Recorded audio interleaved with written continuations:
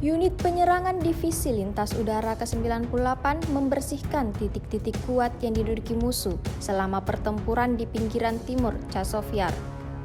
Rekamannya ramai beredar di media sosial Telegram pada Senin 26 Februari 2024. Militer Rusia dengan keberanian penuh maju ke titik target dan menembaki area pertahanan musuh. Imbasnya, kerugian baru harus diterima Angkatan Bersenjata Ukraina. Disebutkan dalam keterangan unggahan, ada 14 personel militer Angkatan Bersenjata Ukraina yang hancur. Diketahui pekan ini pertempuran sengit utama terjadi di dekat permukiman Novoe, pinggiran timur Chasiv Yar, dan Ivanovsky di sebelah barat Artyomov Bakhmut. Hingga video ini beredar, beragam komentar dituliskan warganet.